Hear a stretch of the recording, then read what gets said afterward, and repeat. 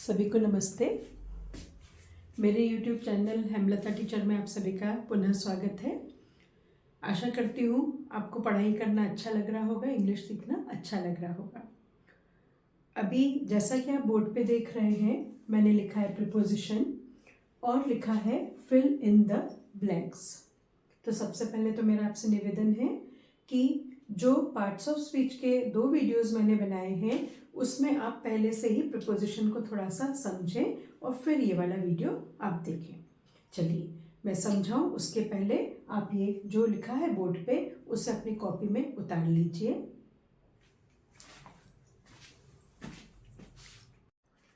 Exam में ये जरूरी नहीं है कि आपको प्रीपोजिशन शब्द का जो है इस्तेमाल किया जाए। हमें प्रश्न पढ़कर जो है वो समझ में आ जाएगा कि यहाँ पर हमें क्या भरना है ना। जैसे मैंने लिखा है Ram is sitting dash Hari and Mohan, और अक्सर आपको जो है ब्रैकेट में जो है क्या भरना है, क्या चुनना है, उसमें मान लीजिए आपको दे दिया बिटवीन और एक और शब्द दे दिया अमंग, है ना। ये दोनों प्रीपोजिशन हैं और हमें ये समझना है कि इस तरह के जो वाक्य हैं, फिल इन द ब्लैंक्स जो है 6 से 7 आते हैं, उनमें से आपको 5 अटेम्प्ट करना रहते हैं। तो एक प्रकार में आर्टिकल आपको ए एंड द समझा चुकी हूँ। अब हम कर रहे हैं प्रीपोजिशन। तो इस तरह से वाक्य मिलेगा और आपको 2 शब्द मिलेंगे जो आपको उनमें से एक जो है सही चुनना है। तो इस उदाहरण में आपको मैं केवल ये 2 शब्द देख रही हूँ, बिटवीन और अमंग। आप देखिए राम एक व्यक्ति है, वो बैठा हुआ है और यहाँ पर 2 नाम दे रहे हैं, हरि और मोहन। तो याद रखिए, मेरे साथ ही याद करते चलिए, जब 2 के बीच में हमको चयन करना रहता है तो हमेशा क्या आता है, बिटवीन आता है। क्या आता है, बिटवीन आता है। तो हमारा पूरा वाक्य हो जाएगा Ram is sitting between Hari and Mohan. याद करने वाली बात क्या है, 2 के मध्य जब बात चले तो हमें बिटवीन लिखना है। चलिए कॉपी करिए। अब उसी वाक्य में मैंने थोड़ा परिवर्तन कर दिया है और 2 नाम हटा के यहाँ पर एक बहुवचन शब्द स्टूडेंट्स लिख दिया है ना। अब क्या हो गया है वाक्य हमारा, Ram is sitting dash students.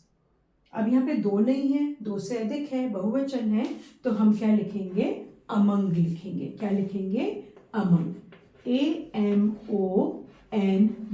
हमारा आंसर क्या हो जाएगा, अमंग। ठीक है।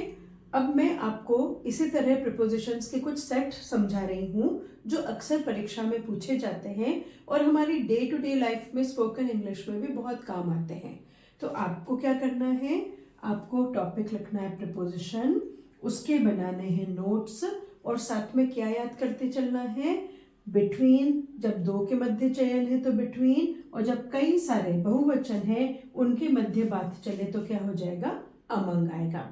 बिटवीन, अमंग, बिटवीन 2 के मध्य और अमंग बहुवचन के मध्य। चलिए उतारिए इसे।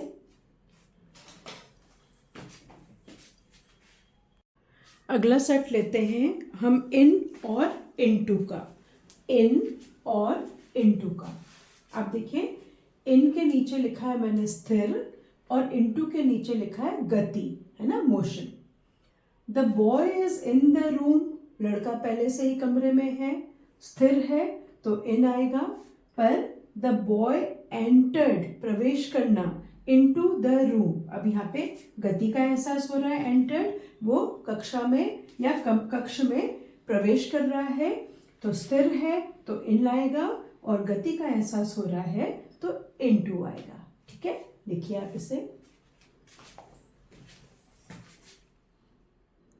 अगला सेट देखिए ऑन और अपॉन का।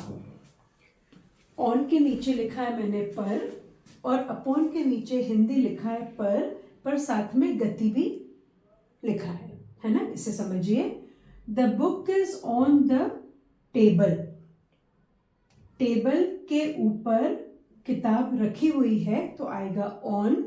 पर बिल्ली the cat jumped upon the table, jumped में गति का एहसास हो रहा है तो यहाँ पर आएगा the cat jumped upon the table. और मान लीजिए बिल्ली भी पहले से टेबल पे बैठी है तो आ जाएगा the cat was on the table, the cat was on the table, उस समय अपॉन नहीं आएगा। समझ में आ रहा है?